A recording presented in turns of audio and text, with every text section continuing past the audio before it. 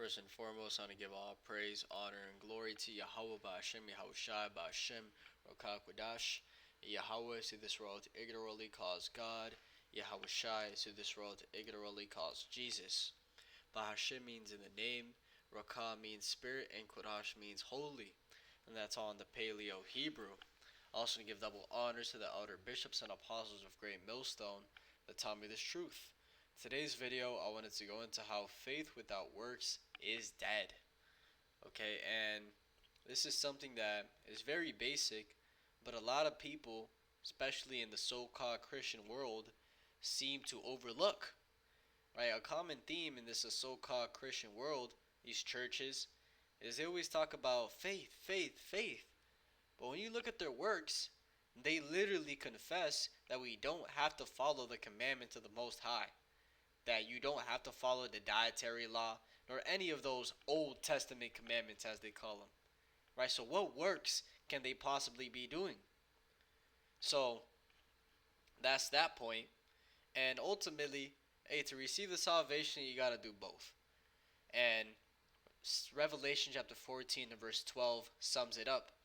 It says, "Here's the patience of the saints. Here are they that keep the commandments of God and the faith of Yahushai." Right? So the saints going into the Israelites, and specifically talking about the elect, right? They're going to keep the commandments of Yahweh and the faith of Yahushai. Right? And that is the faith and works being mixed together. Right? It's very, very simple. Let's go ahead and read this in James chapter 2, verse 14. It says, "What doth it profit, my brethren, though a man say he hath faith, and have not works? Can faith save him? If a brother or sister be naked, and destitute of daily food, and one of you say unto them, Depart in peace, be ye warmed and filled, notwithstanding ye give them not those things which are needful to the body, what doth it profit? Even so faith, if it hath not works, is dead being alone." Right? So, here it is, somebody tells you they need clothes and they need food. You just tell them to have a safe passage, to believe. You ain't doing nothing for them. Right, here it is, you got food, you got clothes, and you can't help them out. So what does it profit? So the point is, faith without works is dead, being alone. You got to have both. And ultimately, if you really have faith, it's going to make you do something. And the fact you're doing something shows you got faith. Right? So it's a full circle thing. Verse 18, it says, "Yea, a man may say, Thou hast faith, and I have works. Show me thy faith without thy works, and I will show thee my faith by my works." Right, what I said. Right, if you got faith, you're going to be doing something. And Yahushai dealt heavily with that. Right, he referred to it as a man hiding his talents in a napkin. Right, if you're hiding your talent in a napkin, that means that you're not doing anything with that faith. And Yahushua said that man, he's going to take the talent from him and give it to another man. Going into how he's going to strip you of this truth. He's going to take the Holy Spirit off of you. So that's a scary position to be in.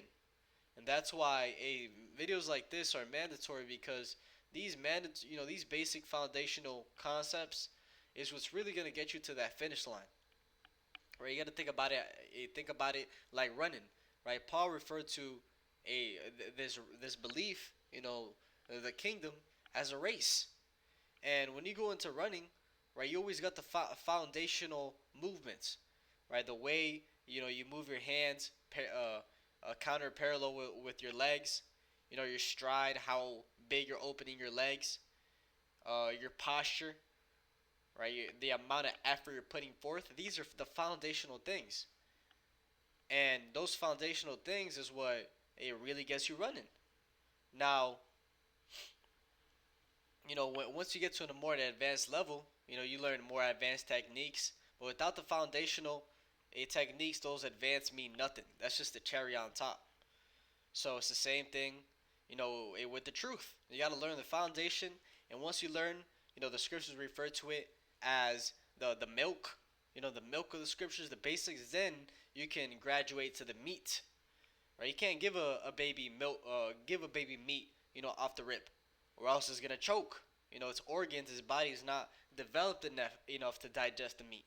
So you give him milk first, and then the meat, the heavy, hardcore more profound breakdowns. So it's all about that foundation. Yahushua talked about. He said, if a man, builds his house upon a rock, let's get that.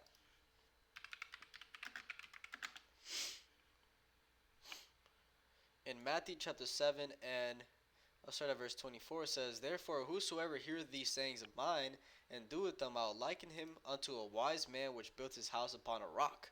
And the rain descended, and the floods came, and the winds blew and beat upon that house, and it fell not, for it was founded upon a rock. And everyone that heareth these sayings of mine, and doing them not, shall be likened unto a foolish man which built his house upon the sand. And the rain descended, and the floods came, and the winds blew and beat upon that house, and it fell, and great was the fall of it." Right? And this shows you everything you got to know. Right? If you're wise, you're going to hear what Yahushua said. In Matthew 5 and 17. He said, anybody that teaches not to keep the commandments of God shall be called least in the kingdom of heaven. But anybody that teaches to keep the commandments shall be called, greatest in the kingdom of heaven. Right? So he's telling you, keep the commandments. And you listening to what Yahushua said, and you building your house upon, that strong foundation, that rock, which that rock is Yahushua. When those winds come, you're going to stay standing because your foundation is strong. And that foundation is built upon the basics, the milk of the scriptures. So let's get one more.